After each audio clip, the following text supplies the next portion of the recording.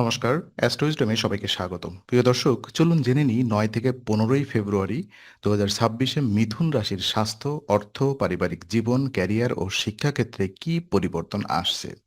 এই সাপ্তাহিক পূর্ণাঙ্গ বিশ্লেষণে তো চলুন শুরু করা যাক। প্রথমত স্বাস্থ্য এবং ব্যক্তিগত সম্পর্কগুলো, মাঙ্গলিক সম্পর্কগুলো আমরা বিশ্লেষণ করব। তো এই সপ্তাহে মিথুন রাশির জাতকদের আবেগ প্রবণতা বৃদ্ধি পেতে পারে। তৃতীয় ঘরে কেতুর অবস্থানের কারণে আপনি মানসিক চাপ বা উদ্বিগ্ন অনুভূতি বেশি অনুভব করতে পারেন। অনেক সময় সহজ কথাবার্তা বলার সময় দ্বিধা বা সংকোচ হতে পারে, তাই নিজেকে চাপ মুক্ত রাখার জন্য ইতিবাচক চিন্তা রাখা জরুরি। অতীতের ঝামেলা বা বিরক্তিকর বিষয়গুলোকে মন থেকে সরিয়ে নতুনভাবে এগোলে ভালো হবে।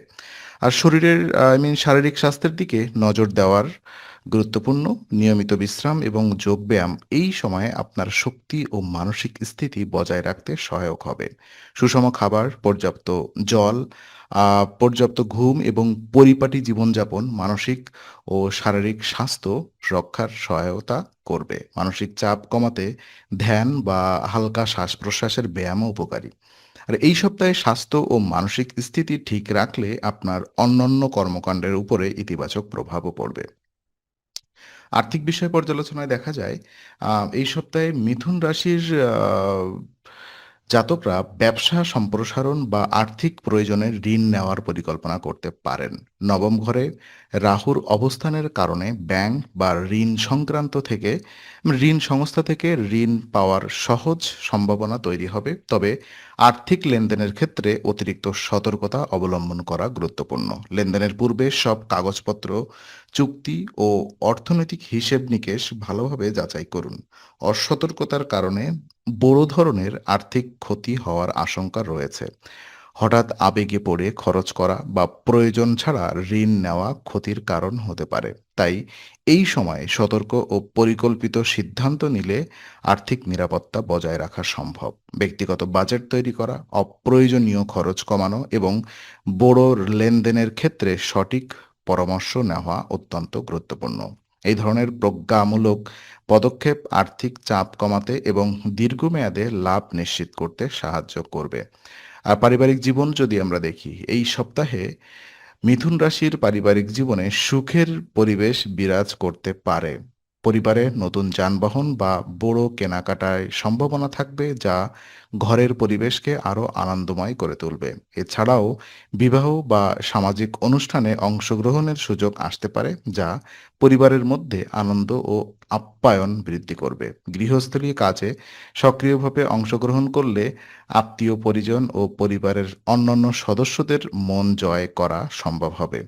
সামাজিক সম্পর্কের ক্ষেত্রে সতর্কতা অবলম্বন করা গুরুত্বপূর্ণ। কখনো বন্ধুরা বা আত্মীয়রা আপনার কথা পুরোপুরি গুরুত্ব নাও দিতে পারে। এই সময় ধৈর্য ও সংযম প্রদর্শন করলে সম্পর্ক স্থিতিশীল থাকবে। পরিবারে সুসম্পর্ক বজায় রাখার জন্য ছোটখাটো ভুল বোঝাবুঝি এড়িয়ে চলা প্রয়োজন।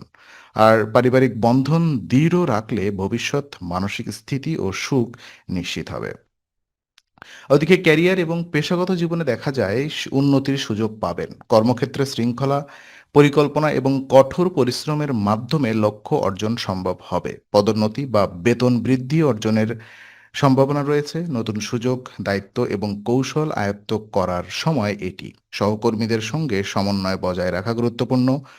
একাই সব কাজ করার চেষ্টা করলে চাপ ও বিভ্রান্তি দেখা দিতে পারে। তাই কাজের ভাগাভাগি এবং সময় ব্যবস্থাপনা ঠিক রাখলে সাফল্যের সম্ভাবনা বৃদ্ধি পাবে। পেশাগত ক্ষেত্রের প্রতিযোগিতা ও চ্যালেঞ্জ মোকাবেলায় স্থির মনোভাব ও ধৈর্য অপরিহার্য।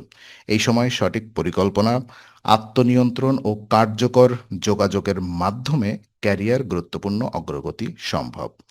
আর ওদিকে শিক্ষার এবং ছাত্রছাত্রীদের পরীক্ষার সুযোগ এবং উপায়গুলো হচ্ছে বিশেষভাবে শুভ। প্রতিযোগিতামূলক পরীক্ষার প্রস্তুতি নেওয়ার ব্যক্তিরা ইতিবাচক ফল দেখতে পাবেন। তবে সফলতা পেতে আরও বেশি মনোযোগ এবং পরিশ্রম দরকার। শুধু পড়াশোনা নয়, বিষয়গুলো বোঝার দিকে মনোযোগ দিন। পরিবার ও সমাজ থেকে প্রশংসা এবং স্বীকৃতি পাওয়া সম্ভব, যা শিক্ষার্থীদের আত্মবিশ্বাস আরও বাড়াবে।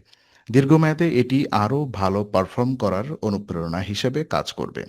তো উপায় হিসেবে প্রতিদিন ২১ বার ওম নম নারায়ণ জপ করুন। এই মন্ত্র জপ করলে নারায়ণ বা ভগবান শক্তির শুভ প্রভাব সক্রিয় হয়, যা মানসিক স্থিরতা, অভ্যন্তরীণ শক্তি বৃদ্ধি এবং শিক্ষাক্ষেত্রে সাফল্য আনতে সহায়তা করবে। তো আজকের আলোচনা আমরা এখানেই শেষ করছি। ভালো লেগে থাকলে লাইক, কমেন্ট ও শেয়ার করুন। আরও এমন ভিডিও পেতে অবশ্যই চ্যানেলটি সাবস্ক্রাইব করুন। আবার দেখা হবে, ততক্ষণ ভালো থাকুন, শান্তিতে থাকুন। নমস্কার।